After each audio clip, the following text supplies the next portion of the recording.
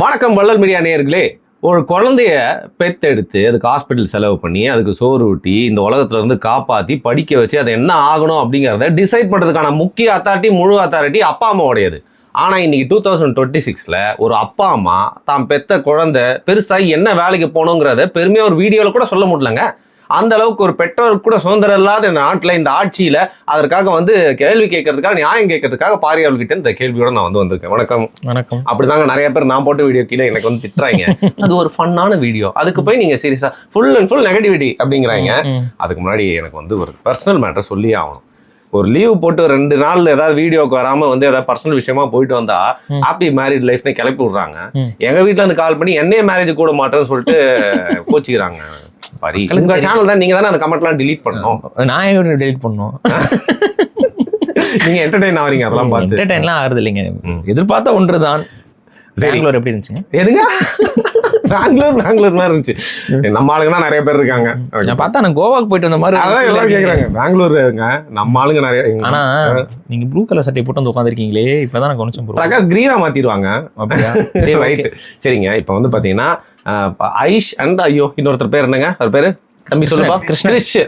கிருஷ்ணன் சொல்ல நம்ப மாட்டாங்க. நம்ம இந்த ரீல்ஸ்லாம் பார்த்ததில்ல. ரீசெண்டா டிவிக்கே பத்தி ஏதோ பேசினாங்கன்னு சொல்லிட்டு அதுல இவங்க நிறைய வாட்டி ட்ரெண்ட் ஆகி வந்தாங்க பாரு. அப்பதான் இவங்க முகத்தை பார்த்தேன். இவங்க ஏதோ கப்புள் விளாக்னா இவங்க பேசின அந்த குறிப்பிட்ட ரீல்ஸ் மட்டும் பார்த்தேன். ரொம்ப நல்லா இருந்துச்சு கேட்கவே. நீங்க கண்டிப்பா பார்த்துருப்பீங்க அப்படின்னு.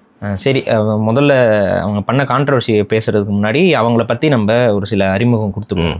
அவங்க கிருஷ்ணா அண்டு ஐஸ்வர்யா, அவங்க பேர் 2 பேரும் ஒரு ப்ரிவிலேஜான ஒரு இடத்துலேருந்து வந்திருக்கிறாங்க. இன்ஸ்டாவில் ரீல்ஸ் பண்ணுறது, இதில் ஒரு கப்பிள் விளாகிங்கிற கான்செப்ட் பண்ணுவாங்க.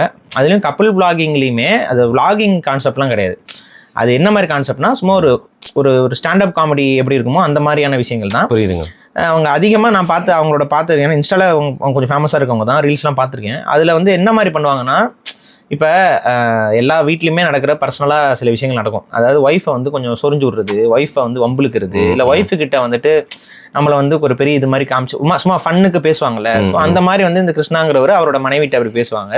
அவங்க சிரிச்சுக்கிட்டே அதுக்கு பதில் கொடுக்குற மாதிரி இருக்கும், இது பண்ணுற மாதிரி இருக்கும். ஸோ அது ஒரு லைட் ஹார்ட்டடாக இருக்கிற மாதிரி தான் இருக்கும். அவங்க அதுக்கான ஒரு ஆடியன்ஸ் தான் அவங்கள சப்ஸ்கிரைப் பண்ணியிருக்காங்க. அது நல்லபடியாக தான் போய்கிட்டு இருந்துச்சு. அதுக்கப்புறம் அப்படியே இந்த எல்ஐகே படத்துல எல்லாம் கூட அவங்க ஒரு கெஸ்ட் ரோல்லாம் பண்ணாங்க. அவங்க கப்பிலாலாம் பண்ணியிருந்தாங்க. அவங்களும் பண்ணியிருந்தாங்க. ஓகே, அதான் அதுல ஒரு கப்பிலா வருவாங்க. அதுக்குள்ள மறந்து போச்சு. அந்த ஒரு இது நம்ம ஆப் மாதிரி இருக்கும்ல, அந்த ஆப்ல அந்த இதெல்லாம் வரும். ஸோ ஓகே, அவங்க அப்படி போயிட்டு இருந்தாங்க. அவங்க ஸோ அதுக்கெல்லாம் கூட நன்றிலாம் தெரிவிச்சிருந்தாங்க. எனக்கு அதில் இவருக்கு கிருஷ்ணா அவருக்கு சினிமா துறையில் வரணும், நடிக்கணும், அதில் பெரிய ஆள் ஆகணும் அப்படிங்கிற எண்ணம்லாம் இருந்திருக்கும் போல. ஸோ இதெல்லாம் அவங்க பண்ணுறது இது ஒன்றும் தப்பே கிடையாது. இதில் இன்னொரு இது என்னென்னா, இவங்க ஒரு தனி பிஸ்னஸும் பண்ணுறாங்க. அவர் கிருஷ்ணாங்கிறவர் என்ன பண்ணுறாருன்னா, ஒரு பொம்மை கடை வச்சிருக்காரு. அந்த கடைக்கும் அதில் அவர் இன்ஸ்டாவில் விளம்பரம் பண்ணுவார். இந்த பொம்மை வந்திருக்கு, அந்த பொம்மை வந்திருக்கு, இதை வாங்குங்க, எங்கள் கடையில் இதெல்லாம் இருக்குன்னு சொல்லிட்டு அதையும் பண்ணுவார். ஸோ அதுதான் அவங்களுடைய தொழிலாகவும் இருக்குது. ஸோ இன்ஸ்டா இன்ஃப்ளூயன்சர், அதுக்கப்புறம் கூடவே இந்த மாதிரியான ஒரு பொம்மை கடையும் வச்சுருக்குறாங்க. சரி, அப்போ மோரார்லெஸ் பொம்மை கடை வச்சுருக்கீங்கன்னா குழந்தைகளோட அதிகமாக பழகக்கூடிய வாய்ப்பும், உங்கள் கடைக்கு பொம்மைகள் வாங்குறது அப்படின்னு பார்த்தீங்கன்னா பெற்றோர்கள் வர்றது போகிறது. ஸோ ஒரு ஃபேமிலி என்வரான்மெண்ட்டுக்குள்ளே தான் இருக்கீங்க. நீங்கள் பண்ணுறதும் ஒரு கப்பிள் விளாக், ஒரு ஃபேமிலி என்வரான்மெண்ட்டுக்குள்ளே தான் அந்த கப்பிள் விளாக்லாம் பண்ணுறீங்க. வியூவர்ஷிப்பும் அதிகமாக அந்த மாதிரி தான் இருக்கும். ஆமாம், ஆட்டோமேட்டிக்காக ஒரு யங் ஃபேமிலிஸ் தான் உங்களுடைய சப்ஸ்கிரைபர்ஸில் அதிகமாகவும் இருப்பாங்க. சரி, இப்படி நல்ல விதமாக போய்கிட்டு இருந்ததில் யார் கண்டுபிடிச்சோ என்னவோ தெரில, இதில் காமெடியை கொஞ்சம் நான் தூக்குறேன் அப்படிங்கிற பேரில் இந்த வரம்புன்னு ஒன்று இருக்குல்ல, அந்த வரம்பை திரு கிருஷ்ணா அவர்கள் மீறிவிட்டார். ஓகே, அது மீறினதோடைய வினை தான் இன்னைக்கு இவங்களுக்கு பெரிய பேக் ஃபயர் ஆயிருக்கிறது. 2 விதத்துல இவங்களுக்கு பேக் ஃபயர் ஆயிருக்கு. அது ஒன்று பியூர்லி பொலிட்டிக்கல். புரியுதுங்க. அது என்ன அப்படின்னு பார்த்தீங்கன்னா, இவங்க டிவிகேக்கு கொஞ்சம் இவருடைய பர்சனல் கான்செப்ட்ல ஒரு சப்போர்ட்டா இருக்காரு. ரூட் மாஃபியா இருக்காரு, இல்லை நமக்கு அது தெரியாது. இவர் பர்சனலாக விஜயோட ரசிகர் போல. ஸோ விஜய் ரசிகர் மனப்பான்மையிலேயே என்ன பண்ணாரு, அரசியலுக்கு விஜய் தான் அடுத்து அப்படிங்கிற கான்செப்ட்ல அவங்கெல்லாம் இந்த டிவிகேக்காரங்களாம் என்ன பண்ணுவாங்களோ அதே மாதிரி சில வேலைகள்லாம் பண்ணிட்டு இருந்தாரு. அது போக இப்போ சினிமாவில் இந்த அரசியல் சார்ந்து இந்த ரோஸ்ட் பண்ணுறது, இந்த மாதிரிலாம் எல்லாம் நிறைய இன்டர்நெட்டில் பண்ணுறதுலாம் ஒரு காலத்தில் எல்லாத்துக்குமே பண்ணிட்டு இருந்தாங்க. அதுக்கப்புறம் அது கொஞ்சம் கொஞ்சமாக மாறி என்ன ஆச்சுன்னு பார்த்தீங்கன்னா, இவங்க சப்போர்ட் பண்ணுற தலைவரை மட்டும் அப்படி ட்ரோல் பண்ணாமல் மற்ற தலைவர்கள்லாம் ட்ரோல் பண்ணுறதுங்கிற கான்செப்ட் இருக்கும். அந்த மாதிரி இவர் என்ன பண்ணார், ஸ்டாலினை ட்ரோல் பண்ணார், எடப்பாடி ட்ரோல் பண்ணார், இதெல்லாம் ட்ரோல் பண்ணிட்டு இருக்காரு சின்ன சின்ன கண்டென்ட்டில். ஆனால் விஜயை மட்டும் ட்ரோல் பண்ணாமல் மற்றவங்க எல்லாரையும் ட்ரோல் பண்ணுறாரு. இதெல்லாம் அப்ப எல்லாமே ஜாலியா பாத்துட்டு போயிட்டாங்க. ஆனா தேர்தல் முடிஞ்சதுக்கு அப்புறம் டிஎம்கே தான் ஜென்சி டிஎம்கேன்னு இப்ப ஆரம்பிக்கிறாங்கல்ல. சோ அது நம்ம இந்த வீடியோ மக்களே ஒரு பெரிய விருந்து காத்திருக்கு. ஸோ அந்த குரூப்லாம் வந்து பார்த்துட்டு இப்போ யாரெல்லாம் டிவிகேக்கு இன்ஸ்டால வந்து முட்டு கொடுத்தது தூக்குனதுன்னு பார்த்து அவங்கள வந்து நியூட்ரலைஸ் பண்றதுன்னு இறங்கிட்டாங்க. இறங்கி வச்சு செய்யு செஞ்சுட்டாங்க. இதுல இன்னொன்று அஜித் ரசிகர்களும் கூட வந்து சேர்ந்துட்டாங்க. போட்டு எல்லாரும் போட்டு இவரை போட்டு கிருஷ்ணா வந்து நீ வந்து இவர் அதுக்கு என்ன பதில் கொடுத்துப்பான்னு நினைக்கிறீங்க? இது என்னது அரசியல் உரிமை, நான் யாருக்கு சப்போர்ட் பண்ணணும் யாரை ஆதரிக்கணுங்கிறது என்னுடைய தனிப்பட்ட விருப்பம், உனக்கு அது பிடிக்கலன்னா கிளம்பி போடான்னு சொல்லலாம். ஆனா இவர் அப்படி ஹேண்டில் பண்ற நபர் கிடையாது. இவர் என்ன சொல்லிருப்பாரு நினைக்கிறீங்க? இதுக்கு அந்த பல்ட்டி அடிச்சிருப்பாரு. இல்ல அந்த பல்ட்டி அடிக்கல, நான் பேண்ட் போட்டு போனாதான் தப்பு, நான் இனிமே பேண்டே போடலடி அப்படின்ட்டாரு அவங்க ஒய்ஃப் கிட்ட. நீங்க என்ன ஒரு பாட்காஸ்ட்ல உட்கார்ந்துட்டு பேசிட்டு இருக்க ஒரு வேலையை பண்ணிட்டு இருக்கீங்க, அங்க எங்க போயிட்டு வர வேலை பண்றீங்க, என்ன ரெஸ்பான்சிபிலிட்டி இல்லாம அவர் அப்படிதாங்க சொல்லியிருக்காரு. சோ இப்ப இந்த மாதிரி ரெஸ்பான்ஸ் பண்றவரை நீங்க வந்து எப்படி சீரியஸா நீங்க எடுத்துக்க? நிஜமா அப்படியாங்க சொன்னாரு, சத்தியமா அப்படிதான் சொன்னாரு. நான் இனிமே பேண்டே போடல போ அப்படின்ட்டாரு. இந்த கலர் பேண்ட் போட்டு போயிட்டேன்னு சொல்லி எல்லாரும் நான் ஏன் நோண்டிக்கிட்டு இருக்கீங்க, பாட்டே போடல போனா சந்தோஷம். அதுக்கப்புறம் பேண்டே போடலன்னா அப்படியா இப்படி சொல்லி இவங்க விடல. ஒரு லெவலுக்கு மேல என்ன தெரியுமா பண்ணாரு, கோயிலுக்கு போயிட்டாரு. கோயிலுக்கு போயிட்டு சாபம் விட ஆரம்பிச்சிட்டாரு. புரியுதா என்ன சொல்றாரு? நான் வந்து காசு வாங்கல ரூட் மாஃபியா கிட்ட இருந்து, ரூட் மாஃபியா இல்ல ரூட் நிறுவனத்திட்ட இருந்து நான் காசு வாங்கல, வந்து அப்படி காசு வாங்குறேன்னு சொல்ற கம்ப்ளைண்ட் பண்றீங்கல்ல, இந்த பாருங்க இந்த சாமிக்கு நான் வந்து காசு வாங்கிட்டேன்னு கம்ப்ளைண்ட் பண்றவங்களா ஆண்டவனே வந்து கூலி கொடுப்பாரு அப்படின்னு சொல்லிட்டு அங்க ஒரு அங்க போயிட்டு ஒரு சாமி இதையும் திறந்து வச்சுட்டாரு. ஸோ அவர் என்ன அவர் வயசுலாம் எனக்கு நமக்கு தெரியல, பட் அவர் வந்து ஒரு இன்னும் சின்ன பையனாக தான் ஒரு கண்டென்ட்டை போட்டுக்கிட்டு இருக்காப்புல. அவங்க ஹஸ்பண்ட் அண்ட் ஒய்ஃபுமே இன்னும் சின்ன பிள்ளைகள் மாதிரி தான் பேசிக்கிட்டு இருக்கிறாங்க. ஒரு மெச்சூரான ஒரு கப்பல் மாதிரி அவங்க நடந்துக்கிறது இல்லை. அதனால இப்போ இவங்களுக்கு சொல்றதெல்லாம் இவங்களுக்கு புரியுமான்னு தெரியல, அதை எப்படி எடுத்துக்குவாங்கன்னு எனக்கு தெரியல. பட் இவங்க பண்ணியிருக்கிறது ஒரு பெரிய தப்புங்கிறத இவங்க புரிஞ்சுக்கிறாங்களோ இல்லையோ, இனிமேது இந்த மாதிரி கப்பல் பிளாக் பண்ற யாரும் இந்த மாதிரி தவறுகளை செய்யக்கூடாதுங்கிறதுக்காக நம்ம இவங்களை வச்சு சொல்ல வேண்டிய ஒரு கட்டாயத்துக்கு தள்ளப்பட்டிருக்கோம். ஸோ இது நம்ம முடிஞ்ச வரைக்கும் ஹர்ட் பண்ணாமல் தான் கருத்துக்களை கொண்டு போகிறோம். பட் நீங்கள் பேசியிருக்க விஷயத்தோட வெயிட் என்னங்கிறத நீங்கள் புரிஞ்சுக்கணுங்கிறதுக்காக தான் இந்த ஸ்டோரி. அது மக்களுக்கும் புரிஞ்சுக்கணும். அதை லைட் ஹார்ட்டடாக எடுத்துக்கலாமே, அது இன்னும் சும்மா விளையாட்டாக தானே சொன்னாங்கன்னா அவங்கள பொறுத்த வரைக்கும் அது விளையாட்டாக தான் சொல்லியிருக்காங்க, அதில் தப்பு இல்லை. பட் அதோடைய சீரியஸ்னஸ் என்னங்கிறத இப்போ நம்ம பார்க்க போகிறோம். சரி, இப்போ இவங்க அப்படி என்ன தாங்க சொல்லிட்டாங்க அப்படின்னா, அது இன்னும் அவங்க அப்படி டெலீட் பண்ணலன்னு நினைக்கிறேன். நான் நேற்று பார்த்த வரைக்கும் டெலீட் பண்ணல, இன்னைக்கு பண்ணியிருக்காங்களான்னு தெரில. நீங்கள் போய் பார்த்தீங்கன்னா சரி, இது ஏன் சர்ச்சையாச்சுன்னு சொல்லிடுறேன். கேஸ் போட்டாங்க இவங்க மேலே. இப்போ சைபர் கிரைமில் வந்து இவங்க மேலே கேஸ் ஃபைல் ஆகிருக்கு. அந்த கேஸ் ஃபைலிங்கும் வந்து பார்த்தீங்கன்னா போக்சோ சார்ந்த கேஸ் மாதிரி ஃபைல் பண்ணியிருக்காங்க. ஸோ சைபர் இதில் வந்துட்டு குழந்தைகளை பற்றி ரொம்ப தப்பாகவும் ஆபாசமாகவும் பேசினாங்கிற பேரில் இவங்க 2 பேர் மேலேயும் குற்றம். இந்த குற்றம் வந்து ஆக்சுவலாக ரொம்ப ஒரு கேவலமான குற்றம். அந்த குற்றம் அளவுக்கு இவங்களோட காமெடி வந்து இவங்களை கொண்டு போய் விட்டுருக்கு. ஸோ இதுக்கு ஒரு அப்பாலஜேஷனாச்சும் இவங்க பண்ணுவாங்களா அப்படிங்கிறது நமக்கு தெரியல, இப்போ வரைக்கும் பண்ண மாதிரியும் தெரியல. ஸோ இதுதான் இப்போ நடந்துகிட்டு இருக்கு. சரி, இப்போ அவங்க என்ன அப்படி பேசியிருக்காங்க அப்படின்னா, ஒரு ஹைப்போத்தட்டிக்கலாக இந்த கிருஷ்ணா வந்து அவருடைய மனைவிகிட்ட பேசுகிறாரு. நமக்கு நாளைக்கு குழந்தை பிறந்தா, அவங்களுக்கு இன்னும் குழந்தை பிறக்கலன்னு தான் நினைக்கிறேன். ஸோ நாளைக்கு குழந்தை பிறந்தா, இப்போ எனக்கு ஒரு பையன் பிறந்தான் அப்படின்னா அவனுக்கு நான் சப்போர்ட்டிவாக இருப்பேன். அவனுக்கு நாளைக்கு வந்து அந்த இந்த ஆபாச படங்கள் எடுக்கக்கூடிய அமெரிக்கான்னு சொல்லி ஒன்று இருக்கும், அந்த கம்பெனிலேருந்து வேலைக்கு கிடைச்சாங்க கூட நான் அவனுக்கு சப்போர்ட்டிவாக இருப்பேன். அவன் வாழ்க்கையில் எழுந்து நிற்கணும் சொல்லி இந்த மாதிரி டபுள் மீனிங்கில் தன்னுடைய குழந்தை, தனக்கு ஒரு பையன் பிறந்தா எப்படி நான் வந்து அவனை வந்து ஒரு ஆபாச பட நடிகனாக இருந்தாலும் நான் அங்கீகரிப்பேன், ஆதரிப்பேன் அப்படின்னு சொல்லிட்டு இவர் பேச, அதுக்கெல்லாம் வந்துட்டு இது தப்பான கண்டென்ட், நீ இப்படிலாம் பேசாத, விளையாட்டுத்தனமாக பண்ணாத, ரெக்கார்டு போயிட்டு இருக்கு, லூசுத்தனமாக பண்ணாதேன்னு சொல்ல வேண்டிய மனைவியும் பொறுப்பு இல்லாமல் சிரிச்சு கொண்டு நீ இப்படி அதுக்கு ஆதரிப்ப, எதுக்கு என்ன எங்கள் அப்பாலாம் என்ன அனுமதிக்கலன்னு, உங்கள் அப்பா என்ன விட்டுப்படுத்த நடிக்க உங்களை அனுமதிக்கலையா? சரி, இப்போ உங்களுக்கு கவலையா இருக்கப்ப கேளுங்க, அப்பா என்ன விட்டுப்படுத்தல, நான் ஒன்றும் இல்லை, இப்போ உங்களை யாரும் தடுக்க முடியாது, போய் நடிங்களேன். இப்போ உங்களை யாரும் தடுக்கிறாங்களா? போய் நடிங்களேன். யார் தடுத்தா? உங்களுக்கு தான் ஆசை அவ்வளோ இருக்குல்ல, தெரியுதுல்ல அது எவ்வளோ கேவலமான விஷயம்னு. அப்புறம் இன்னும் எங்கள் அப்பா எனக்கு வந்து சப்போர்ட்டிவாக இல்லை, நான் வந்து ஒரு அப்பாவாக சப்போர்ட்டிவாக இருப்பேன் அப்படின்னு சொல்லிட்டு நீங்கள் விளையாட்டுக்கு தான் பேசுறீங்கன்னு தெரியுது, எதெல்லாம் விளையாடணும்னு ஒரு விவசாயம் வைக்கிறானா அப்படிங்கிறது தான் மக்களுடைய பார்வை. நீங்கள் போயிட்டு விளையாட்டுத்தனமாக பேசுகிறேன்னு சொல்லிட்டு பேச, அவங்களும் வந்து இவர் யதார்த்தமாக கேட்க அவங்க பதார்த்தமாக சிரிச்சுக்கிட்டு இருக்கிறாங்க, கக்கப்பன்ட்டு. அதுக்கப்புறம் சிரிச்சது மட்டும் இல்லாமல் இவங்க என்ன அடுத்து ஒரு படி போடுறாங்கன்னா, இவர் வந்து சொல்கிறாரு 4 பேரோட அவர் வந்து அவரோட மகன் வந்து அதில் நடிக்கணுமா.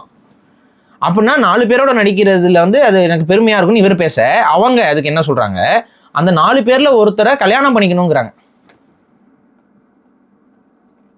நமக்கு இது கேட்ட சிரிப்பு இருக்கா நமக்கு? இல்லை, நான் புரிஞ்சுக்கிறேன் அப்படிங்கிற மாதிரி எக்ஸ்பிரஷன் வச்சதுனால இதெல்லாம் எனக்கு புரியுதுன்னு அவசியம் இல்லை பாரு. இருக்கு கேவலமாக உட்காந்து பேசிகிட்டு இருக்கீங்க ரெண்டு பேரும். யாரை பற்றி பேசுகிறீங்க? உருவாகாத ஒரு குழந்தைய பற்றி பேசிகிட்டு இருக்கீங்க. இப்போ உங்களுக்குலாம் நாளைக்கு குழந்தை வந்துச்சுன்னா வரேன், விட்டுட்டுலாம் போக மாட்டேன், இதை வரேன் இருங்க. ஸோ இப்படி உட்காந்து பேசிக்கிட்டு இதை வந்து நாங்கள் வந்து ஃபன்னுக்காக நாங்கள் பேசுகிறோம். ஒரு குழந்தை வந்து சரி, இதனால் என்ன பிரச்சனை அப்படின்னா நார்மலைசிங். பார்னோகிராஃபியை, ஆபாச படங்களை நீங்கள் ரொம்ப நார்மலைஸ் பண்ணுறீங்க. அதை வந்து சப்போர்ட்டிவாக இருக்கணும், எடுத்துக்கணும் அப்படின்னு சொல்லிட்டு ஆல்ரெடி இந்த கப்பிள்னு சொல்லும்போது நமக்கு வேற ஒரு கப்பிள் ஞாபகத்துக்கு வராங்க போதில்லை கண்ணு முன்னாடியா. அங்கே கேரளாவில் ஒரு 2-3 கப்பிள் இருக்காங்க அந்த காரில் அப்படியே ஜொயிங்க வராங்கலாம். அவங்கெல்லாம் வந்து பார்த்தீங்கன்னா நாயை விட மோசமான வாழ்க்கையை வாழ்ந்துகிட்டு இருக்கக்கூடிய ஒரு நாதாரி பயலுக. அவங்கள மாதிரி ஒரு குடும்பமாக நீங்கள் மாறணும்னு ஆசைப்பட்றீங்களா? இல்லை. அப்போ அவ்வளோ கேவலம் கட்டு இருக்கிற அந்த இதை வந்து நம்மலாம் வந்து ஆக்சுவலாக அவங்கள வெறுக்கிறோம். அவங்களாம் அந்த பப்ளிக் ஷேமிங்கே இல்லாமல் எதுவும் இல்லாமல் அரசாங்கமும் வந்து இவங்களுக்கு லீகல் இதை கொடுத்துக்கிட்டு என்ன புரியல. ஏங்க ஒரு செக்ஸை வந்து பப்ளிக் பண்ணுறதுங்கிறது வந்து இன்னைக்கு வரைக்குமே இந்திய அரசாங்கத்தால் தடை செய்யப்பட்ட ஒன்றுங்க. அது டிஜிட்டல் மீடியத்தில் பண்ணால் அது ஓகேனா இது என்ன கான்செப்ட் புரியுதா? இப்போ பப்ளிக்காக ஒரு இடத்துல போய் நீங்கள் செக்ஸ் வச்சுக்கிறீங்கன்னா உங்கள் மேலே பப்ளிக் நியூசன்ஸ் கேஸ் வந்து பதிவு செய்வாங்க. அப்சீன் ஆக்டிவிட்டீஸ்க்காக உங்களை வந்து கைது செய்கிறதுக்கு இன்னைக்கு வரைக்கும் சட்டம் அனுமதிக்குது உங்களை. நியூடிட்டி இந்த மாதிரிலாம் பப்ளிக் நியூடிட்டி இதெல்லாம். ஆனால் அந்த இடத்துல ஒரு கேமரா வச்சுட்டிங்கன்னா, ஒரு கேமராவில் எடுத்து அதை வந்து பரப்பி விட்டிங்கன்னா அது வந்து இந்திய அரசு அனுமதிக்குது அப்படின்னா இது என்ன விதத்தில் அனுமதிக்குது? இன்னைக்கு வரைக்கும் ஆன்லைனில் ப்ராஸ்டியூஷன் பண்ணுறதுக்கு, ஆன்லைனில் இந்த மாதிரி வந்து பிம்பிங் பண்ணுறதுக்கும் தடை. ஆனால் ஆன்லைனில் வந்துட்டு பிம்பிங் பண்ணுறத ஒரு கேமரா வச்சுட்டோம்னா அது வந்து அலௌடுனா என்ன கான்செப்ட் இது? ஒரு மீம் ஒன்று இருக்குது, அது பழைய மீம். அது வந்துட்டு வந்து ப்ராஸ்டியூஷன் இஸ் லீகல் அப்படின்னு சொல்லிட்டு போலீஸ் அரெஸ்ட் பண்ண வருவாங்க. But we are filming it அப்படிமா. அப்போ போலீஸ் சாரி அப்படின்னு போயிடுவான். புரியுதா? அதுதான் இங்கே நடந்துகிட்டு இருக்கு. இப்போ இந்தியாவிலையும் அதான் நடக்குது. உலக நாட்டில் இந்த ஒரு காமெடி நடந்துட்டு இருந்துச்சு. இப்போ இந்தியாவிலையும் அதை வந்து அலோவ் பண்ணிட்டு இருக்காங்க. இதுக்கு வந்து எந்த தடையும் இல்லை.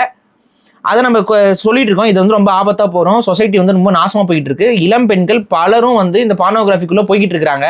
அவங்களுக்கு வந்து ஈஸி மணியாக இருக்குது. இப்போ எத்தனை பேர் சப்ஸ்கிரிப்ஷன் போட்டு வச்சுருக்காங்க? நீங்கள் போய் இன்ஸ்டாவில் போய் பாருங்கள்.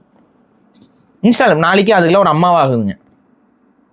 ஒருத்தி பேசுகிறா, ஒரு இன்ஸ்டா இன்ஃப்ளூயன்சர் பேசுகிறா, நான் என் பையன் முன்னாடியே நான் வந்து அரை குறைமாக தான் ட்ரெஸ் போடுவேங்கிறாங்க. ஒருத்தி சத்தியமாக பேசியிருக்கா. அதில் வந்து பிகின் விட்ஸில் இதுலேயே வந்து வீடியோ எடுத்து போட்டு அப்புறம் ஃபயர் விட்டுட்ருக்காங்க, சிங்க பெண்ணு அப்படின்னு. என்னடா பைத்தியக்காரங்களா? பெத்த பிள்ளைகிட்டே நான் வந்து அரை குறைமாக தான் இருப்பேனா? ஏன் அப்படின்னா அம்மாவே அரை குறையாக பார்த்து பழகினவன் மற்ற பெண்களை பார்த்தோன்னே அவனுக்கு வந்து அந்த உணர்ச்சிகள் வராது. சொன்ன இதை கொச்சையாக சொல்லிட்டுருவேன் நான். வீட்டிலே ஒரு கொலை பண்ணிட்டானா வெளில போய் கொலை பண்ண மாட்டான். என்னங்கடி லூசுகளாடி நீங்க? உங்களுக்குலாம் மரியாதை கொடுத்து பேசுறதுக்கு கூட எனக்கு வாய் வர மாட்டேங்குது. அறிவு கட்டத்தனமாக செயல்பட்டு இருக்கீங்க. குழந்தை முன்னாடி அப்சினா வந்து நான் ட்ரெஸ் பண்ணிக்குவேன், நான் வந்து ஒன்று அரை குறையமாக ட்ரெஸ் பண்ணிடுவேன், என்னை பார்த்து பழகிறவனுக்கு நான் இது ஒரு விதமான அபியூஸ் இல்லையா? இது ஒரு விதமான அபியூஸா இல்லையா? கண்டிப்பாக அபியூஸ் தான். இப்போ ஒரு பெண் குழந்தை இருக்கு, ரிவர்ஸ் த ஜெண்டர். அவ்வளோதான், கேஸே முடிஞ்சு போச்சு. இப்போ என் பிள்ளைகிட்டயே நான் அப்பா தான், என் பிள்ளைகிட்டே நான் அரை குறையமாக தான் ட்ரெஸ் பண்ணுவேன். ஏன்னா இப்போ ஆணோடைய அந்தரங்கலத்தெல்லாம் இப்போவே அந்த புள்ள பார்த்து பழகிடுச்சுன்னா நாளை பின்ன ஆண்கள் மேலே இருக்க கவர்ச்சியில் அது போகாதுல்ல அப்படின்னு ஒரு அப்பன் பேசியிருந்தானா அவன் மேலே போக்சோ சட்டம் பாஞ்சிருக்காதா? ஆனால் ஒரு பொம்பளை பேசுகிறா, எவனுமே கண்டுக்க மாட்டேங்கிறாங்க. அது தப்புன்னு சொல்கிற கூட எவனும் இடம் இல்லை. கீழே கமெண்ட்ல போய் பாருங்க, சப்போர்ட்டிவ் கமெண்ட்ஸ். என்ன எனக்கு ஒன்றுமே புரியல. சொசைட்டி எங்கே போய்கிட்டு இருக்கு? இல்லை நம்ம தான் எங்கேயாவது வேற ஏதாவது டைமென்ஷன் மாதிரி வந்து தொலைச்சிட்டோமா? ஜென்ரேஷன் என்ன ஜென்ரேஷன்ல இது அவளுக்குலாம் என்ன வயசு இருக்குன்னு நினைக்கிறீங்க? நம்ம ஜென்ரேஷன் நம்மளை விட அதுக்கெல்லாம் பெரியவளுக்கு தான் பெரிய ஜென்ரேஷன். அப்படி இருந்துக்கிட்டு வந்துட்டு குழந்தை முன்னாடி நான் வந்து அப்படிதான் அரை குறையமாக ட்ரெஸ் பண்ணிக்குவேன், அப்போதான் அவன் பார்த்து பழகுவான் அப்படின்னா, நீ ஒரு அப்பனா இருந்து உன் பையன் ஒரு பொண்ணா இருந்தா இது போக்சோ கேஸு. ஆனால் இது அப்படியே ரிவர்ஸ்ல பாரும்போது அது தப்பு கிடையாதுன்னு சொல்லி உட்காந்து பேசிக்கிட்டு இருக்கீங்களே, அது பெண் சுதந்திரம்னு பேசுறீங்களே, அசிங்கமா இல்லை இந்த மாதிரி பேசிக்கிறதுக்கு, இந்த மாதிரி நடந்துக்கிறதுக்கு? இந்த மாதிரி பல கண்டென்ட்டுக்கு வந்து இந்த மாதிரி கேவலம் கட்டு அலையுதுங்க. இது தப்புன்னு சொல்றதுக்கு ஆள் இல்லைங்க. இங்க இதெல்லாம் தப்பு சொல்றதுக்கு ஆள் இல்லை. அதனால தான் இந்த மாதிரி தப்பாக பேசிக்கிட்டு அதை நியாயப்படுத்திட்டு காமெடிக்கு பேசணும், புரிதல் இல்லாமல் பேசணும். இதை பேசுறதுக்கு என்ன புரிதல்? என்ன பெரிய இந்த கலெக்டர் படிப்பு படிச்சுட்டு வர புரிதலா? இதுக்கு ஒரு அடிப்படை சிந்தனை இருந்தால் புரியாது. நீ அவுத்து போட்டு அலையணும்னா நீ அவுத்து போட்டு அலை. ஆனா உன் குழந்தைக்காக நான் அவுத்து போட்டு அலையிறேன்னு சொல்ற பாரு, எச்சத்தனம். குழந்தைக்காக அப்படி அவுத்து போடுறியா நீ? எங்க உங்க பையன் வளர்ந்து வந்ததுக்கு அப்புறம் பெண்களோட கவர்ச்சி அவனுக்கு இல்லாம போயிருமா? எல்லாம் லூசு பயலா இருக்கீங்க எல்லாம். ஏங்க இப்போ பிறக்காத ஒரு குழந்தை ஒருவேளை நாளைக்கு ஒரு பையனே உங்க சொல்ல மாதிரி பிறந்துட்டான்னு வச்சுக்கோங்க, அவன் நாளைக்கு ஒரு அடல்ட்டா மாதிரி இந்த ரீல்ஸை பார்த்தா கடுப்பாக மாட்டான். அது இவங்க விஷயத்துக்கு வரங்க. அதுக்கு முன்னாடி நிறைய விஷயங்கள் வந்துட்டு போகுது மைண்டுக்குள்ள. உங்க கண்ணுல எப்படி இவ்வளவு விஷயங்கள் வந்து படுது? அவ்வளவு அயோக்கியம் பண்ணிட்டு இருக்காங்க. இன்ஸ்டா நீங்க இருக்கிறது இல்ல. இதான் ட்விட்டருக்கு போயிட்டேன் உங்க பேர். இப்போ இன்ஸ்டால நீங்க உள்ள போய் பாத்தீங்கன்னா இவ்வளோ அருவருக்கத்தக்க விஷயங்கள் வந்துகிட்டு இருக்கு உள்ள. ஒரு ஸ்டேஜ்ல பேசுறான் அந்த பொம்பளை, என் பையன் முன்னாடி அவுத்து போட்டு தான் நிப்பேன்ட்டு. அப்படிதான் அவன் பழகுவான் அப்படின்னு நார்மலைஸ்ன்னு சொல்லி. ஆபாசத்தை நார்மலைஸ் பண்ணவே முடியாது. ஆபாசமே. அது பெத்த தாய் பண்ணாலும் சரி, கூட பிறந்த சகோதரி பண்ணாலும் சரி, வேற யாரு பண்ணாலும் சரி, ஆபாசம் இஸ் ஆபாசம். நீங்க இந்த இடத்துல நீங்க பண்ற தப்பு என்னன்னா, ஒரு தாயா பார்க்க கூட பழகாம ஒரு குழந்தை நீங்க வளர்க்கறதன் மூலமா அவன் இன்னும் செக்ஸுவல் பெர்வர்ட்டா தான் மாறி நிற்பான். இதான் உண்மை. ஒரு தாய்க்கான இடத்துல, தாயை ரெஸ்பெக்ட் பண்ற இடத்துல ஒரு தாய் இல்லை அப்படின்னா நம்ம அம்மாவே கேடுகட்டவ, அப்ப எல்லா பெண்களும் கேடுகட்டவங்க தான் சொல்லிட்டு அவனோட தாட் ப்ராசஸ் அப்படிதான் மாறும். அவன் வேற மாதிரி தான் வளர்ந்து நிற்பான். நல்ல குடும்பத்துல பிறக்கிறவங்களுக்கே தவறான சிந்தனைகளை போகும்போது இந்த மாதிரி கேடுகட்ட குடும்பத்துல பிறக்கக்கூடிய குழந்தைகள் கேடுகட்டு தான் போகும். இதான் உண்மை. ஐயோ என் குடும்பத்தை கேடுகட்டத்தனமா சொல்லிட்டானா உன அப்படி வேற என்ன சொல்றது? நாங்க இந்த மாதிரி கேவலமா பேசிட்டு அலைறீங்க. சரி, இது இந்த அந்த லூசுகள் இருக்காது. சரி, இவங்களுக்கு வரும். இவங்களுக்கு குழந்தை இன்னும் பிறக்கல. நான் இப்போ நீங்கள் கேட்ட அதே தான். சப்போஸ் இப்போ உங்களுக்கு பையன் பிறக்கிறான், நீங்கள் கன்சீவ் ஆகுறீங்க பை காட்ஸ் கிரேஸ். உங்களுக்கு ஒரு பையன் பிறக்கிறான். இந்த வீடியோ அப்படியே இருக்குது இன்டர்நெட்டில். இப்போ நீங்கள் டெலிட் பண்ணிட்டீங்கனாலும் அது இருக்கும், எவனா டவுன்லோட் பண்ணி வச்சுருப்பேன். ஏன்னா இவ்வளோ பெரிய கான்ட்ரவர்சி ஆயிடுச்சுல, வீடியோ எல்லாமே இருக்கும். அந்த பையன் வந்து ஸ்கூலில் படித்து கொஞ்சம் கொஞ்சமாக வந்து ஒரு 5th ஸ்டாண்டர்ட் வரான். 5th ஸ்டாண்டர்டில் ஃபஸ்ட் ஸ்டாண்டர்ட்லேருந்து குழந்தைகிட்ட கேட்குற ஒரே கேள்வி என்ன தெரியுமா? பெரிய ஆளாகி என்ன பண்ணுவேன்னு கேட்பாங்க. டீச்சர்ஸ் கேட்பாங்களா? உங்ககிட்ட கேட்டாங்களா இல்லையா? நம்ம ஒவ்வொரு வருஷமும் ஒன்னொன்னு சொல்லிட்டு இருப்போம். கரெக்டா? அந்த வருஷம் கலெக்டர்னு சொல்லுவோம், டாக்டர்னு சொல்லுவோம், சில பேர் பைலட்டும்பாங்க, அப்புறம் இன்ஜினியரிங் போய் சேருவாங்க. டேய் என்னடா பண்ணிட்டு இருக்கீங்கன்னா என்ன பண்றது, வீட்டில் சேர்த்து விட்டாங்க. எவனும் இன்ஜினியரிங் கூட சொல்லியிருக்க மாட்டான். பல பேர் இதான் சொல்லியிருப்பாங்க. கடைசியில் எல்லாம் இன்ஜினியர் ஆகி உட்காந்துருக்கோம். இப்போ இந்த மாதிரி எல்லாருக்கிட்டையும் சொல்லுவாங்களா, சொல்ல மாட்டாங்களா? சொல்லுவாங்க. இப்போ உங்க பையன்கிட்ட கேட்குறான், பக்கத்துல இருந்து ஒரு பையன் என்ன சொல்லுவான்? மிஸ் எனக்கு தெரியும் அப்படின்னு சொல்லி தேவலாம் இழுத்து அவர் வந்து பான் ஆக்ட்ரஸ் ஆக போறார் மிஸ்ன்னு சொல்லுவானா, சொல்ல மாட்டானா? நம்ம குழந்தைங்களை பத்தி உங்களுக்கு தெரியும், குறும்பு சேர்த்துக்கு. நீ ஏன்டா அப்படி சொல்றேன்னா, நான் சொல்ல மிஸ் அவங்க அப்பா தான் சொல்லியிருக்காருன்னு சொல்லி காட்டுவானா, காட்ட மாட்டான்? இதுக்கு பதில் சொல்லுங்க. ஏதாவது ஒரு அறிவு இருக்கா? அந்த குழந்தைய எவ்வளவு புள்ளி, பிறக்காத அந்த குழந்தைய புள்ளி பண்றதுக்கான அத்தனை வழிமுறைகளையும் நீங்க உருவாக்கி வச்சுட்டு இருக்கீங்க. அதான் பண்ணியிருக்கீங்க. இப்போ அந்த குழந்தை வந்து அதில் இன்னொரு கொடுமை என்னன்னா, உங்களை மாதிரி கப்பிள் விளாகிங்க எங்களுக்கு நல்லாவே தெரியும். ப்ரெக்னன்சி விளாகிங்னு அடுத்து போவீங்க. அடுத்து வந்து அப்புறம் வந்து தொப்புள் கொடியை கட் பண்ணுறேன்னு ஒரு விளாக் போடுவீங்க. அதுக்கு அடுத்து என்ன பண்ணுவீங்கன்னா குழந்தைய வச்சு விளாக் போடுவீங்க. அதுக்கப்புறம் அந்த குழந்தை வந்து அதுக்கப்புறம் குழந்தை தலை நின்றுச்சு, குழந்தை தவள ஆரம்பிச்சிருச்சு, குழந்தை நடக்க ஆரம்பிச்சிருச்சு, பாருங்க டைப்பர் மாத்தின ஃப்ரெண்ட்ஸ்னு சொல்லி ஒரு விளாக். குழந்தை நடக்காம தவளாம பறக்குமாடா, அதுக்கு எதுக்குடா ஒரு விளாக்? அந்த குழந்தைய பச்சை குழந்தையில இருந்து விளாக் போட்டு காட்டி விட்டுருது. அதுவும் தப்புங்கிற அந்த ஒரு கான்செப்ட் தெரியாது. சரி விடுங்க, ஏதோ பொழப்புக்கு பண்றீங்க. நீங்க பேசுறீங்களா? இதெல்லாம் டோட்டலி என்னங்க, இவங்க சும்மா நெகட்டிவிட்டி பேசிட்டு இருக்காங்கன்னு சொல்றாங்க ஒரு கூட்டம். எனக்கு புரியவே இல்லை. இது சொல்றதே நம்ம ஏதோ தப்பா சொல்ற மாதிரி. அதான் அவங்களுக்கு யதார்த்தம் புரியல. நிறைய பேருக்கு யதார்த்தம் புரியல. இப்ப அவங்களுக்குலாம் இந்த யதார்த்தத்தை எப்படி சொல்லி கொடுக்கறதோ முடிஞ்ச வரைக்கும் நம்ம கொஞ்சம் ஸ்ப்ரெட் பண்றோம். இவங்க சொல்றதுக்கு நம்மளையும் கடிக்க தான் வருவாங்க. ஒரு காமெடி எடுத்துக்க மாட்டீங்கன்ட்டு. நீங்க காமெடிங்கிற பேர்ல என்னென்ன வேலையெல்லாம் பண்ணிட்டு இருக்கீங்கிறது இது காமெடி கிடையாது, வெறும் காமம். இதான் உண்மை. அப்படிதான் நீங்க பேசிட்டு அலைறீங்க. காமெடிங்கிற பேர்ல காமம். சில பேர் ஸ்டாண்டப் காமெடிங்கிற பேர்ல அவன் பண்ற அட்டுலியத்தெல்லாம் நாங்களும் பார்த்துட்டு தாண்டா இருக்கோம். காமெடி அது என்னமோ தெரியல, அவங்க ஷோக்கு மட்டும் கள்ள காதல் வருது, நல்ல எல்லா கருமாந்திர காதலும் வருது. இவன் மைக்கு நீட்டு இடம்லாம் அடுத்தவங்க கூட ஓடி வந்தவ, இவன் கூட போய் படுத்தவ, டீச்சரோட படுத்தவன், டீச்சரோட எந்திரிச்சவன், இப்படியே மைக்கு நீட்டி இருக்கான்.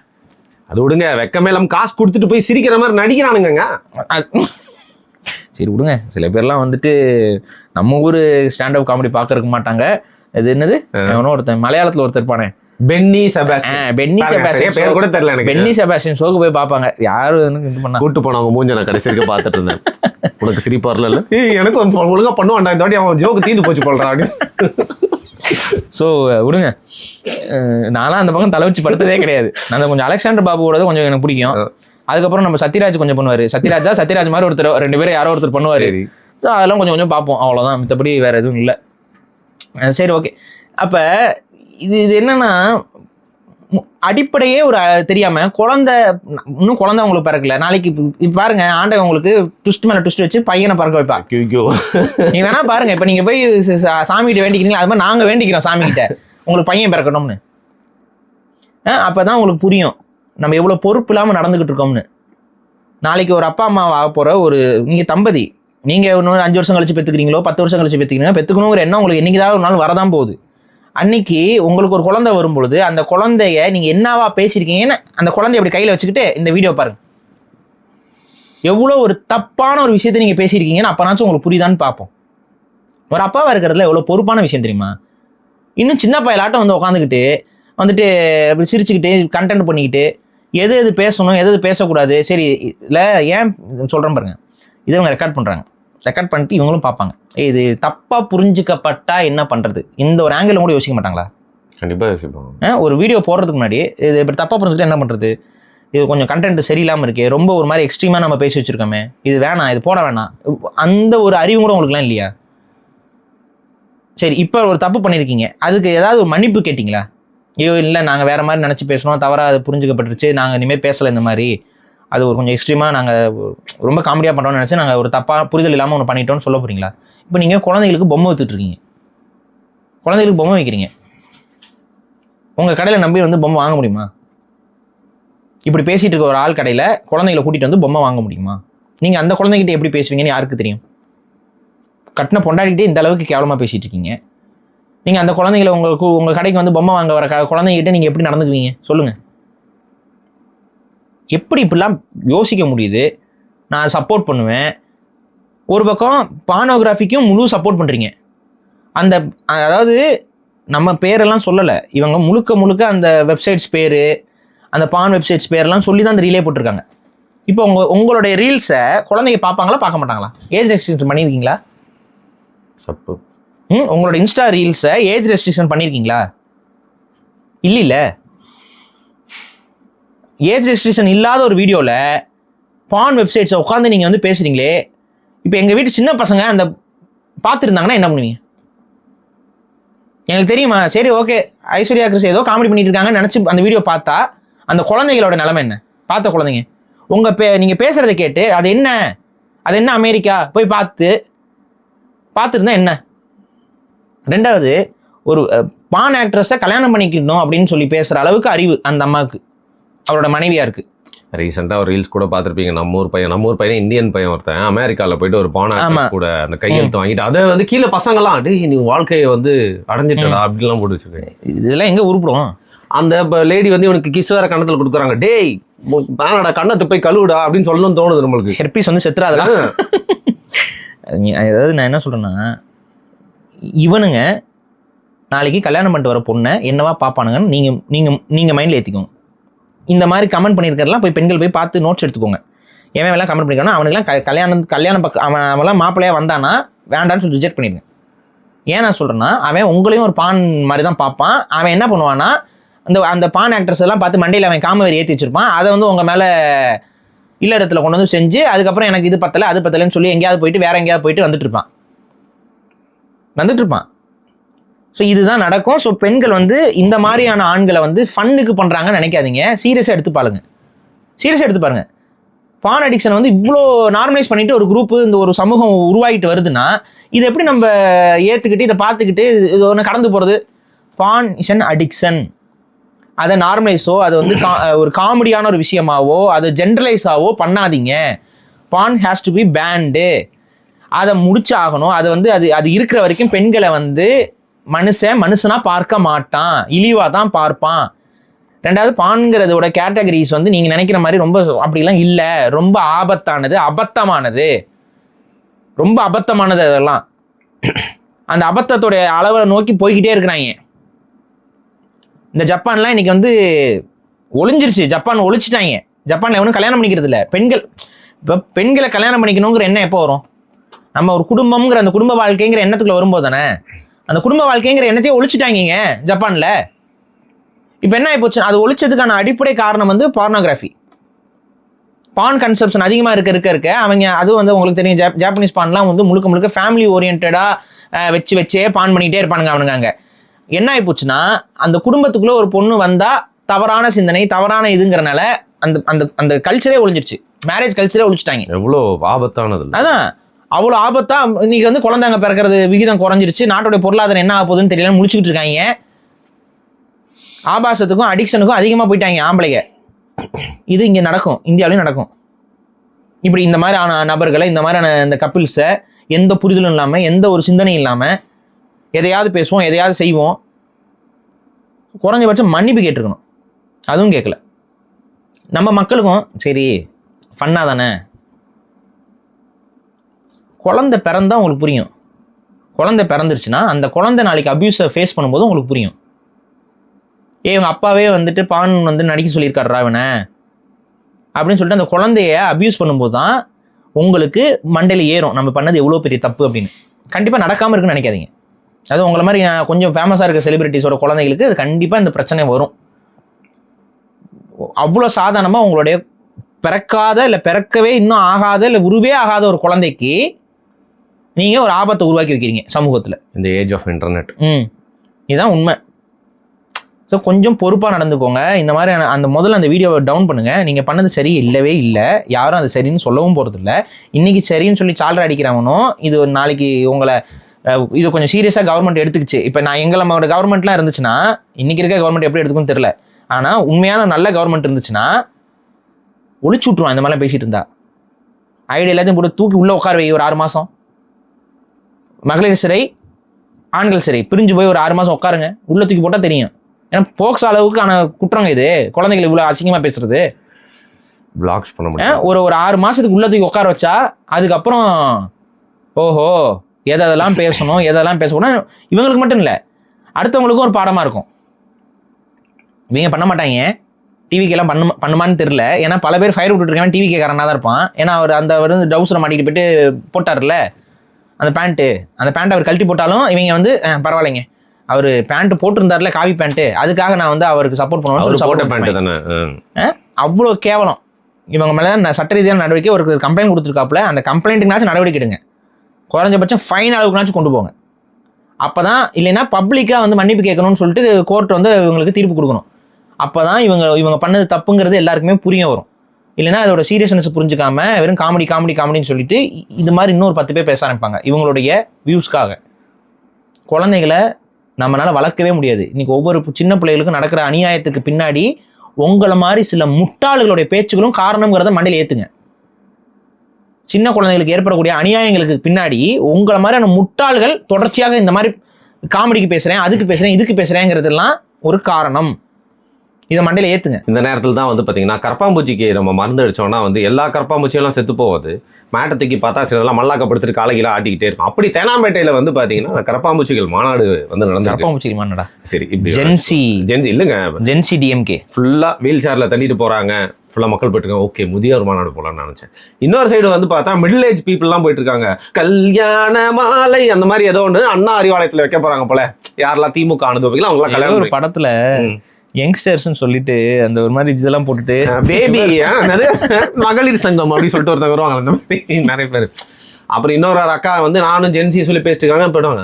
நம்ம வீட்டில் அம்மா சொல்லுவாங்க, டே 10 வருஷம் முன்னாடியே வந்து அன்னி கேரக்டர் பண்ணவங்கடா சீரியல்ல அப்படின்னு சொல்லிட்டு அவங்கள ஜென்சின்னு சொல்லிட்டு ஃபுல்லாக அப்படி என்ன ஆச்சு திமுகவுக்கு? அவங்க இன்னும் வந்து தோல்வியில இருந்து ஒரு சரியான பாடத்தை கத்துக்கலையா? என்ன சொல்றேன்னா, முதல்ல ஜென்சினா என்ன மீனிங்னு போய் பாருங்க. நம்மளாம் ஜென்சியா இல்லைங்க, நம்ம 90s கிட்ஸ்.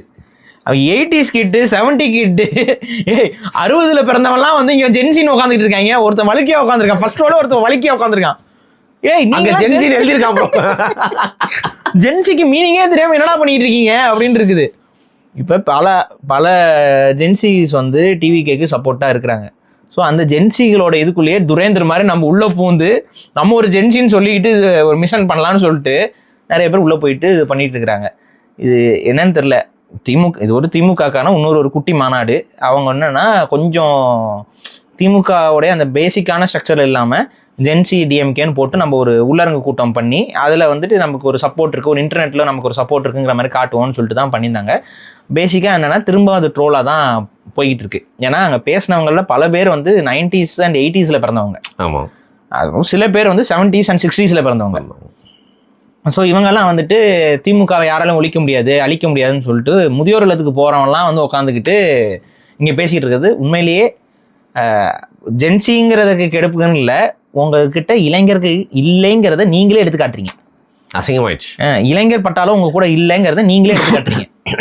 முன்னாடிலாம் இப்போ தேர்தலுக்கு முன்னாடிலாம் என்ன பண்ணீங்க, 7 லட்சம் ஷேர் போட்டு 8 லட்சம் பேரா என்னமோ எல்லாம் சொல்லிட்டு இருந்தீங்க. கரூர்ல நடந்த தரமான சம்பவம் அந்த மாதிரிலாம் போட்டு நீங்க பண்ணிக்கிட்டு இன்னைக்கு ரூட் மாஃபியாப்பு ரீல்ஸ் இன்ஸ்டாகிராம் நீங்க பண்ணாதாட ரூட்டாடா, நீங்க போகாத ரூட்டாடா அவங்க வந்துட்டாங்க.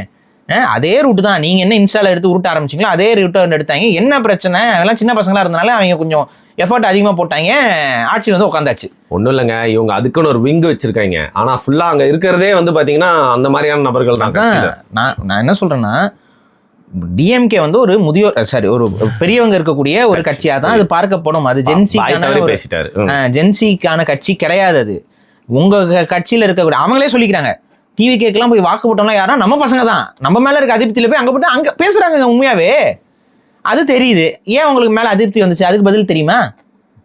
ஒரே குடும்பம் வந்து உட்காந்துக்கிட்டு இருக்கே, அதை கேட்க துப்பு இருக்கா அவங்களுக்குலாம்? இப்போ ஒரே குடும்பம் வந்து உட்காந்து ஆட்சி பண்ணிட்டு இருந்துச்சுன்னா அதை கேட்க துப்பு இருக்கணும்ல. அது இல்லை. நீங்க திரும்ப வந்து என்ன பண்ணீங்க, இங்க வந்து உதயநிதி வாழ்கன் தாங்க கோஷம் போட்டுட்டு இருக்காங்க. ஒருத்தர் வந்து ஒரு படி மேல போய் என்ன வாழ்கன்ட்டானா இல்ல அதையும் சொல்லியிருப்பாங்க கண்டிப்பா எங்கேயாவது. ஏன்னா ஆக்சுவலான ஜென்சி யாரு, இன்பநிதி தானே. அவர் தானே கூப்பிட்டு நீங்க நடத்திக்கணும் இந்த மாநாட்டை. அவர் தான் அரசியலின் சாய. அதானே திமுக. கேட்கற கேவலமா இருக்குல்ல, அதான்டா நீங்க. அதான் நீங்க அங்க போயிட்டு உட்காந்துட்டு உதயநிதி வாழ்கன்னு தானே கத்திட்டு இருந்தீங்க. தலைவர் வாழ்க, இளைய தலைவர் வாழ்க, அப்புறம் என்ன இளைய தலைவர் வாழ்க. இப்படி உட்காந்து பேசிக்கிட்டு இருக்கிறதுக்கு திரும்ப உட்காந்து ஜென்சின்னு சொல்லிட்டு உட்காந்து கத்திக்கிட்டு இருக்காங்க. பழையதெல்லாம் இளையதுன்றாங்களே அப்படின்னு. அப்ப ஒரு அடிப்படையா குடும்ப ஆட்சிக்கு எதிரான ஒரு கூட்டம் அப்படிங்கிற மாதிரி தான் இந்த முறை வந்து மக்கள் திரும்பி இருக்கிறாங்க. நீங்க தொடர்ச்சியா அந்த குடும்ப எந்த இடத்துல பிழை விட்டீங்களோ அந்த பிழையில இருந்து பாடம் கத்துக்கணும்ல. ஒரு குடும்பத்துக்கு ஒரு கட்சி அப்படின்னா இது என்னையா ஒரு இது ஒரு அரசியலா, இது ஒரு பகுத்தறிவா? அதுல ஒருத்தன் வந்து சொல்றான் வந்து சிலர் வந்து நம்மள வந்துட்டு கொத்தரிமைங்கிறாங்க. ஆமா நான் கொத்தரிமை தான், நான் கொத்தூஸ் அப்படிங்கிறான், கொத்தூசுங்கிறான். என்னடா கொத்தூசு? உங்களை வந்து இந்த முறை கொத்துன்னு கொத்துனதெல்லாம் உண்மைதான்.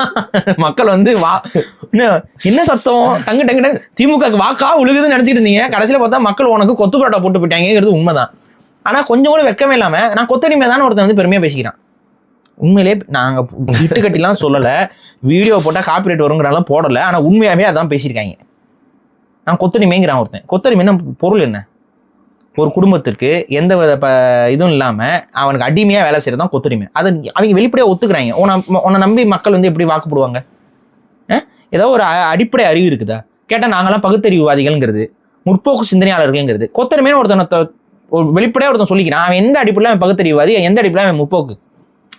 ஆலமரடியா என்னது ஆலமரத்துல வாழையடி வாழையா வளர்ற ஒரு பகுத்தறிவு தான். திமுகவை யாராலையும் வீழ்த்த முடியாது, திமுகவை யாராலையும் வீழ்த்த முடியாதுன்னா என்ன பேச்சுது? இப்ப வீழ்ந்திருக்கிறது உனக்கு அடிப்படை அறிவுல இருக்கா இல்லையா? எந்த கொம்பனாலையும் வீழ்த்த முடியாது, அதான் வீழ்த்தியாச்சேப்பா. வீழ்த்த முடியாது, அழிக்க முடியாது அப்படின்னா அழிக்க முடியாது. இப்ப அழிக்காம இருக்குதா சொல்லுங்க? இப்ப என்ன வாழ்றீங்களா? ரொம்ப கூட நின்ன கூட்டணி கட்சிகள் எப்படா நீங்க விழுவீங்கன்னு காத்துக்கிட்டு இருக்காங்க. கூட நின்ன கூட்டணி கட்சிகள், எதிர்கட்சியை விட்டுருங்க, அதிமுக விட்டுருங்க, நாம் தமிழர் விட்டுருங்க, இந்த மாதிரி எதிர்கட்சிகளை உங்களை விமர்சிச்சவங்களை எல்லாம் விட்டுருங்க. உங்க கூட நின்று முட்டு கொடுத்தவங்க வன்னியரசுலாம் உங்க கூடவே இருந்து முட்டு கொடுத்துட்டு இருந்தாரு. எந்த அளவுக்குன்னா விஜய் வந்து கரூர் இன்சிடென்ட்டுக்கு காரணமே அவர் தான் சொல்லி பேசுற அளவுக்கு வன்னியரசுலாம் பேசியிருக்காரு. இன்னைக்கு எங்க இருக்காரு? அதே விஜய் அவரோட மினிஸ்ட்ரியில் உட்காந்து அமைச்சராக உட்காந்துருக்காரு. இருக்காரா இல்லையா? உங்களோட இஸ்லாமிய அமைப்புகள் இந்த படம் ஜனநாயகன் படத்துல இஸ்லாமியர்களை இழிவாக காட்டி விட்டார் விஜய்ன்னு சொல்லி பேசினாங்களா இல்லையா? உங்க கூட்டணியில் இருந்தவங்களாம் இப்ப அவங்க எங்க இருக்காங்க? காங்கிரஸ் கட்சி எங்க இருக்குது பார்த்துக்கோங்க. கூட்டணியில் இருந்தவனே உங்களை கை கழுவிட்டு போயிருக்கான் அப்படின்னா நீங்க என்னவா எல்லாரும் உங்களை பார்த்துருக்கான்னு நீங்க புரிஞ்சுக்கோங்க முதல்ல. எந்த இடத்துல பிழை? ஒரு குடும்பத்துக்குள்ள உட்காந்துக்கிட்டு ஒரு குடும்பத்துல இருக்கவங்க தான் அடுத்தடுத்த வாரிசு. உதயநிதிக்கு அடுத்து திமுக வாரிசு யாரு சொல்லு? ஒருத்தனை கை காட்டு. நீ இன்ப நீதியை தவிர்த்து நீ ஒருத்தனை கை காட்டிரே, நீ ஒரு மானஸ்தேன். நான் ஒத்துக்கிறேன், நீ ஒரு மானஸ்தேன், நீ ஒரு பகுத்தறிவாதி. ஒருத்தனை கை காட்டுறா, நீ எவனாவது கை காட்டுங்கடா. அந்த ஜென்சி மீட்டிங் வந்தாங்களா, யாராலும் வர முடியாதா? நீ கை காட்டு, ஒருத்தனை கை காட்டு. என்னடா கட்சி இது? நீ ஒருத்தனை கூட இல்லை, ஒரு 4 பேர் கை காட்டு பார்ப்போம். இன்பநிதி தான் இல்லைங்க, அவங்களோட ஆற்றல் மிக்க அப்படின்னு ஒரு வார்த்தையை போட்டு. இன்பநிதிலாம் இல்லை, உதயநிதி விட்டுருங்க, அதாவது வந்தாச்சு, எஸ்டாப்ளிஷ் ஆயாச்சு. இன்பநிதிக்கு வருவோம். இன்பநிதியெல்லாம் இல்லை, இங்கே நிறைய பேர் இருக்கிறாங்க அப்படின்னு சொல்லி ஒரு 4 பேர் நீ கை காட்டுங்கிறேன். உன்னால காட்ட முடியுமா? உனக்கு என்னன்னா இன்பநிதி, அடுத்து அந்த இன்பநிதிக்கு கல்யாணமாகி குழந்தை பிறக்கிற வரைக்கும் வெயிட் பண்ணிட்டு இருப்ப. கொத்தூசுங்கிறத பெருமை கிடையாதுடா. கொத்தூசுல பெருமை கிடையாது, அது இழிவு. அதை வெளிப்படையா பெருமை பண்ணிட்டு இருக்க. நம்மளை ஊப்பிங்கிறாங்க. நம்ம உடன் பிறப்பு. நீ உடன் பிறக்கல, புரிஞ்சுக்கோ. அந்த குடும்பத்துல உடனே பிறந்திருந்தாலும் பெண்ணாக இருந்தால் தூக்கி ஓரம் வச்சிருவாங்க. அங்க ஆண் வாரிசு தான். நீ உன்னை உடன்பிறப்புன்னு சொல்லுவானே ஒழிய உன்னை உடன்பிறப்பா அவன் என்னைக்குமே கருத மாட்டான். உனக்கு எந்த பொறுப்பையும் அவன் கொடுக்கவும் மாட்டான். எப்படி வந்து ஜென்சி எப்படி வரும்? வராது. கழுவி விட்டு பழகினவனுங்க தான் வந்து கழுவி விட வந்திருக்கீங்க. வேற என்ன? அதாவது நான் சொல்றது திமுக இமேஜை கழுவி விட வந்திருக்கீங்க. இந்த சைட் திரும்பி பார்த்தா அதை நம்ம ஆதரிக்கிறோமோ இல்லையோ, இனிமேல் செயல்பாடுகள்லாம் தான் தெரியும். டக்குன்னு எல்லாருமே வந்து அமைச்சராக இருக்காங்க, இளம் வயசுல இருக்கவங்க எல்லாருமே. சும்மா சொல்றேன், எப்படி வந்தாங்களோ. ஆனா இன்னைக்கு பாக்குறதுக்கு ஒரு ஆப்பர்ச்சுனிட்டி டக்குன்னு அவங்களுக்கு கிடைச்சிருக்கு அப்படிங்கிற மாதிரி தானே தெரியும் பொதுமக்கள் பார்வையில். இப்போ பொதுமக்களை பொறுத்த வரைக்கும் நீங்க இப்போ டிவிகேவும் ரொம்ப கரெக்டா எப்படி கொண்டு போய் மார்க்கெட்டிங் பண்ணணுமோ அதெல்லாம் அது ரூட் பண்ணுதா, டிவிகே பண்ணுதா அதெல்லாம் தெரியல, இல்லை விஜயே பண்றாரான்னு தெரியல. ஆனா அவங்க மார்க்கெட்டிங் ஸ்ட்ராட்டஜி கரெக்டா இருக்கு. பாருங்க, நல்லா நோட் பண்ணுங்க. இப்போ நான் அதை உடச்சு விட்டுறேன். பட் ஒரு நாள் ஒவ்வொரு அமைச்சர் தான் ட்ரெண்ட் ஆகிறார். ஏன் இந்த அமைச்சர் செய்கிற அதே நாளில் இன்னொரு அமைச்சர் ஒரு வேலையை செய்யலாம்ல? செய்ய மாட்டார். இன்றைக்கி அறநிலையத்துறைனா, அடுத்த நாள் பொதுப்பணித்துறைனா, இப்படி கரெக்டாக எந்தெந்த அமைச்சர் கரெக்டாக. அதுக்கு முன்னாடி ஒருத்தர் வந்து பார்த்தீங்கன்னா குவாரிகளை போய் இது பண்ணார். இது அப்படியே ஒவ்வொரு நாள் ஒவ்வொரு அமைச்சர் கரெக்டாக. அப்போ பார்க்குறவங்களுக்கு என்ன தரும்? இப்போ மித்த நாளில் அந்த அமைச்சர் என்ன பண்ணிட்டு இருக்காரு? லீவில் இருக்காரு. கரெக்டாக? ஆமாம். இப்போ பொதுப்பணித்துறை அமைச்சர் ஒரு நாளைக்கு வேலை செய்கிறாருன்னா 3-4 நாள் லீவில் இருக்காரு. ஆனால் அந்த ஒரு நாள் வேலையை கரெக்டாக காட்டுறாங்க. அடுத்து சுழற்சி முறையில போய்கிட்டே இருக்குது. கவனிச்சிங்களா? அது ரெடி வியாழன். ஏன் ஒரே நாள் எல்லாரும் வேலையை பார்க்கலாமே? ஏன் அதை பண்ண மாட்டேங்கிறீங்க? ஏன்னா அப்படி பண்ணா மக்கள்கிட்ட போய் சேராது. புரியுது. அல்காரிதம் புரியுதா? ஒரு கரெக்டா ஒரு நாளைக்கு ஒரு எபிசோடு. இன்னைக்கு அறநிலையத்துறை எபிசோடு, அடுத்து வந்து பொதுப்பணித்துறை எபிசோடு, அப்படியே ஒவ்வொரு துறையா நீங்க அப்புறம் கல்வித்துறை எபிசோடு, அப்படியே ஒவ்வொரு எபிசோடா போதா? அவங்க கரெக்டா மார்க்கெட்டிங் பண்றாங்க. இந்த மார்க்கெட்டிங் ஸ்ட்ராட்டஜி என்னைக்காவது திமுக பண்ணுச்சா? ஒரு காலத்துல டாப்ல இருந்தாங்க. கலைஞர் இருந்த வரைக்கும் அந்த மார்க்கெட்டிங், கருணாநிதி இருந்த வரைக்கும் ஏதோ ஒன்று பண்ணிட்டு இருந்தீங்க. இப்போ மார்க்கெட்டிங்கும் கிடையாது. ஒரு குடும்பத்தையே சுற்றி கேமரா. என்ன ஆகும்? முடிஞ்சிருச்சு. சமாதி கட்டியாச்சு. சாரி இல்லை பாரி, நீங்க என்னைக்குமே திமுகவை எதிர்க்கிறவரு. எனக்கும் காலகட்டத்தில் திமுகவோட துரோகத்தினால பிடிக்காம போயிடுச்சு. பட் நீங்க ஒரு பொதுவான பார்வையிலேருந்து பார்த்தா இன்னைக்கு டிவிகே இருக்கு சரியா, முழுக்க வந்து அவங்களோட பீக்ல இன்னைக்கு இருக்கிறாங்க. எதிர்த்து கேள்வி கேட்கறதுக்கும் ஆட்கள் ரொம்ப கம்மியா இருக்கிறாங்க. அப்படி இருக்கிற சூழ்நிலையில சரியான ஜனநாயக அரசியல் களம்னா டிவிகே இருக்குன்னா, நம்மளுக்கு பிடிக்குதோ பிடிக்கலையோ இன்னும் 1-2 கட்சிகள் வந்து கொஞ்சம் பவர்ஃபுல்லா இருந்தா தானே கரெக்டா இருக்கும். அதானங்க டெமோக்ராட்டிக். நான் இப்ப கேட்கறது என்னன்னா, அந்த பவர்ஃபுல்லாக இருக்கக்கூடிய அந்த தார்மீக உரிமை டிஎம்கேக்கு இருக்கா? மற்ற கட்சிகளுக்கும் கூட இருக்கு, டிஎம்கேக்கு இருக்கா? இவ்வளவுதான் கேள்வி. டிஎம்கே அந்த இடத்துல எந்த பிழையை வந்து நீங்க சுட்டி காட்டிடுவாங்க சொல்லுங்க? மணல் கொள்ளை பேசுவியா? பேச முடியுமா உன்னால? கனிம வள சுரண்டல் பேசுவியா நீ? மின்சார பிரச்சனை பேசுவியா நீ? பேச முடியுமா? உனக்கு ஏதாவது நதிநீர் பிரச்சனை உன்னால பேச முடியுமா? எல்லா பிரச்சனைக்கும் காரணமும் காரியமாகவும் உங்க ஆட்சி காலகட்டத்தில் நீங்க எல்லா தப்பையும் பண்ணவங்க. மதுக்கடையில் 10 ரூபாய் எக்ஸ்ட்ரா அப்படின்னா உன்னால பேச முடியுமா? எதுவுமே பேச முடியாது. பேச முடியாத ஒரு கட்சி தான் திமுக. என்ன பேசினா நீ என்னடா பண்ணன்னு அவங்க வேற ஒண்ணுமே கேட்கல. நீ என்ன பண்ணிட்டு இருந்தான்னு கேட்பாங்க. உன் ஆட்சியில் என்ன பண்ணிட்டு இருந்தான்னு கேட்பாங்க. என்ன பதில் இருக்கு? ஸோ டிவிகேவுடைய குறைகளை சுட்டி காட்டுற இடத்துலையோ அதை எடுத்து பேசக்கூடிய இடத்துலையோ தார்மீகமாகவே டிஎம்கேனால பண்ண முடியாது. அவங்க என்ன பண்ணலான்னா பர்சனல் அட்டாக்ஸு திரும்ப அங்கே தான் வந்து நிற்கும். நீங்கள் வேணா பாருங்க, இந்த இடத்துல வந்தா நிற்கும். ஆனால் அதிமுகவும் இப்போ ரொம்ப கோளாறான இடத்துல இருக்கே. 2 கட்சியுமே இல்லைனா இப்போ டிவி புதுசாக தான் ஃபார்ம் ஆகி வந்தால் தான் உண்டு. டிவிகே அகேன்ஸ்ட் பண்ணுறதுக்கோ இல்லை டிவிகேவுடைய தப்புகளை சுட்டி காட்டுறதுக்கோ புது இளைஞர் பட்டாளம் புரிதலோடு வந்தால் மட்டும்தான் உண்டு.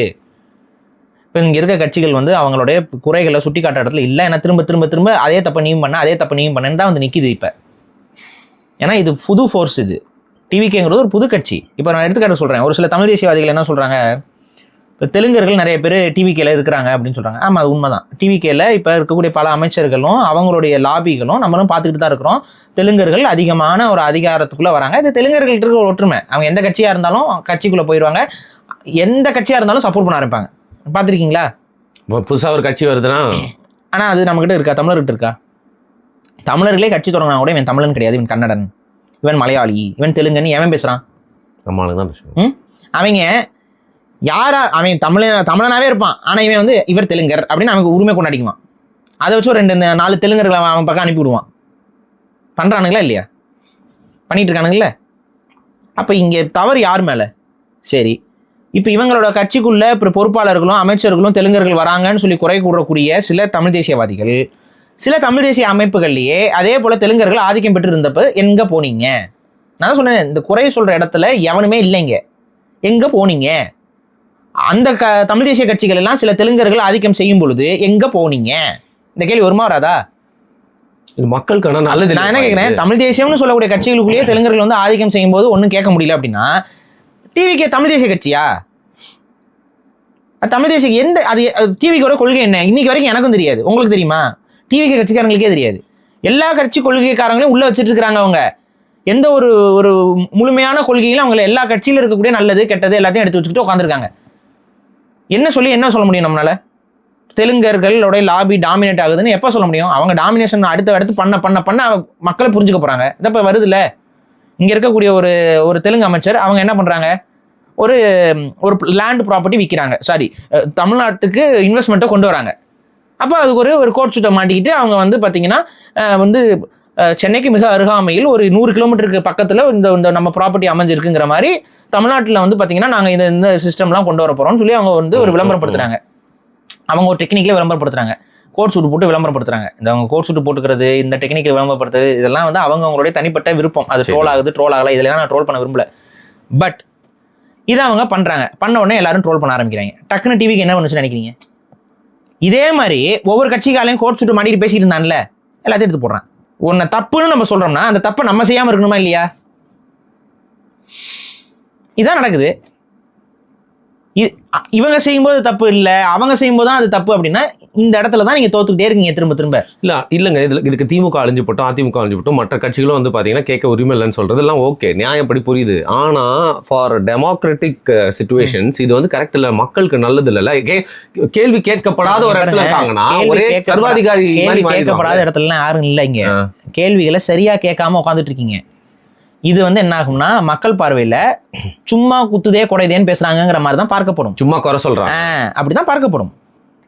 சரியா சொல்ல வேண்டிய இடத்துல குறைகளை அடுக்குங்க.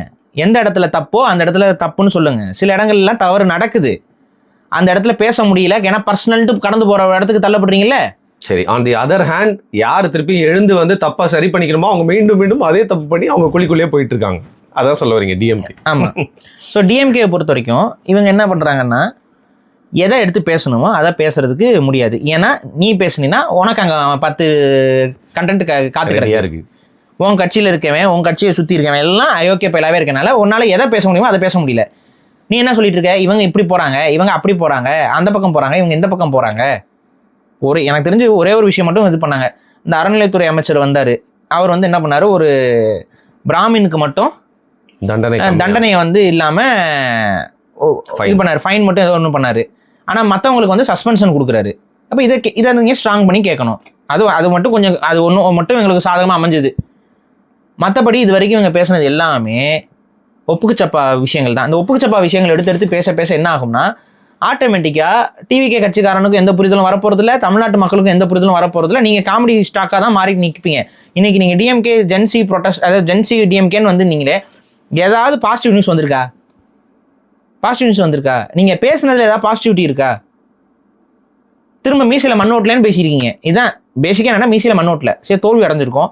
இந்த தோல்விக்கான காரணம் என்ன, எதனால் நம்ம அடைஞ்சோம், இதை வந்து சரி செஞ்சுக்கிறது எப்படி?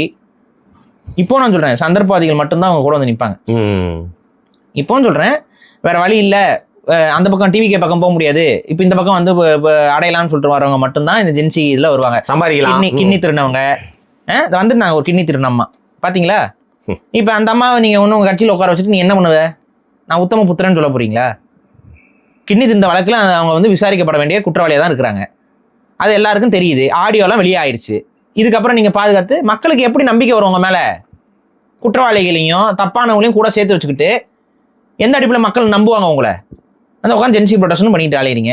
சாரி, ப்ரொடெஸ்ட்னே வருது, ஜென்சின்னு சொல்லிட்டு உட்காந்துருக்கீங்க நீங்கள். அது ஒரு மீம் ஒன்று நீங்கள் பார்க்கலன்னு நினைக்கிறேன். என்ன அந்த இந்த பட்டாபி இந்த இவங்கெல்லாம் வந்துட்டு அந்த ஒரு இதில் போட்டு வந்து உட்காந்துருப்பாங்க, நாங்கெல்லாம் யங்ஸ்டர்ஸ்ங்கிற பேரில்.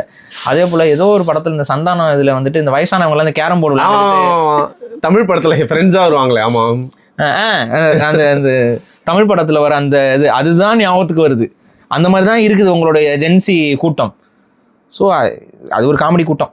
இதனால் எந்த பாதிப்பும் டிவிகேக்கு ஏற்பட போகிறதில்ல. டிவிகே இன்னும் ஸ்ட்ராங் ஆகிட்டு இருக்கு.